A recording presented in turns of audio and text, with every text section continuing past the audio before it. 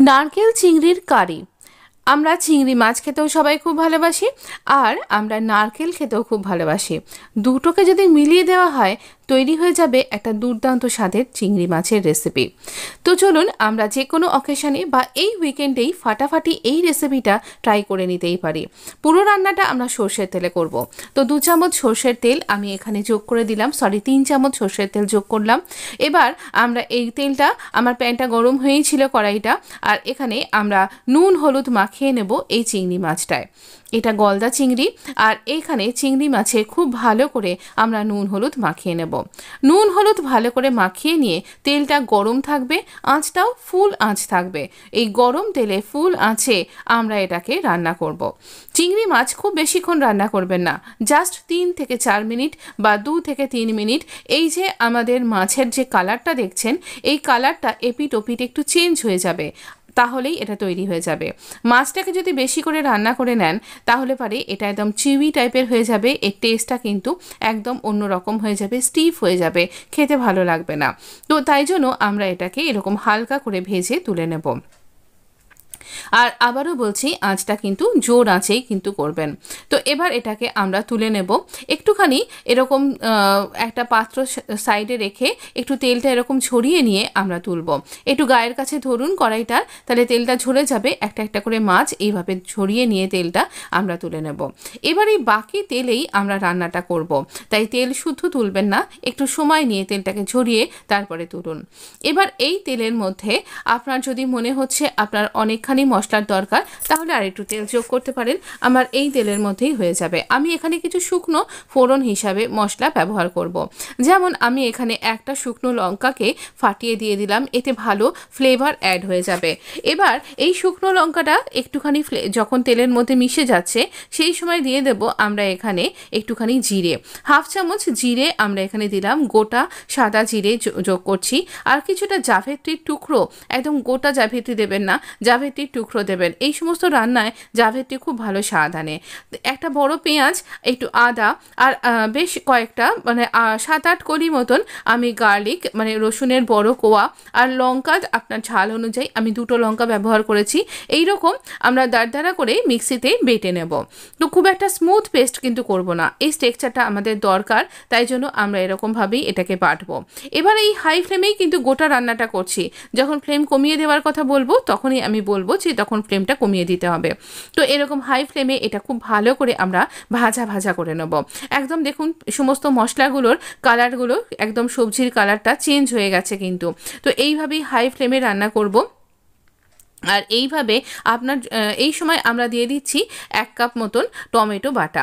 এখানে বড় একটা টমেটো বেটেছি, আপনার যদি টমেটোর ছোট হয় তাহলে 2-3টে একসাথে বেটে নিন। এবার টমেটোটাকেও খুব ভালোভাবে এইরকম করে মিশিয়ে নেব। তো এরকম টমেটোর যেন কাঁচা গন্ধটা চলে যায়, আর মশলা থেকে আস্তে আস্তে তেল ছাড়তেও শুরু করবে।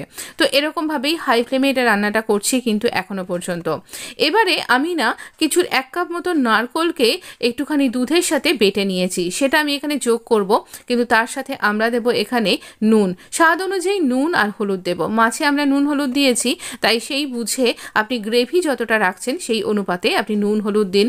যেহেতু নারকোল পড়বে আর চিংড়ি মাছ আছে, অবশ্যই এখানে একটু মিষ্টি মিষ্টি খেতে হবে, তাই 2 চামচ চিনি আমি এখানে যোগ করলাম।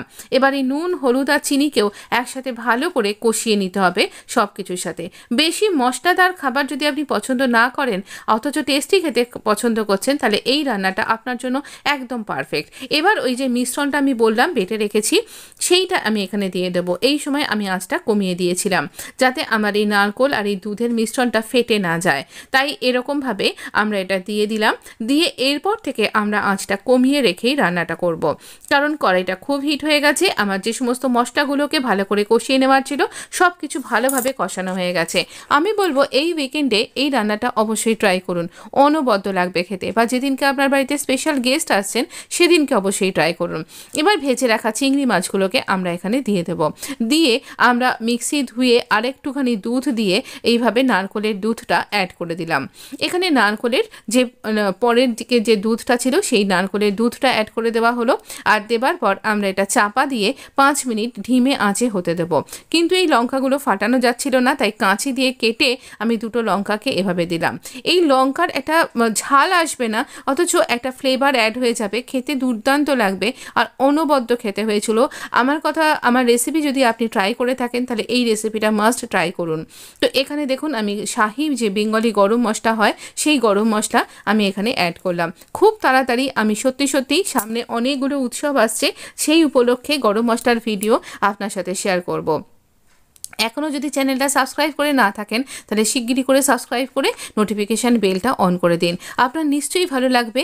আর এই দেখুন আমাদের 5 মিনিট এভাবে ফুটতে দেওয়ার পর আমি আরও 5 মিনিট স্ট্যান্ডিং টাইমে রেখে দিয়েছিলাম, আর অনবদ্য হয়েছে। একদম উপরের মালাইটা দেখুন কত সুন্দর হয়েছে।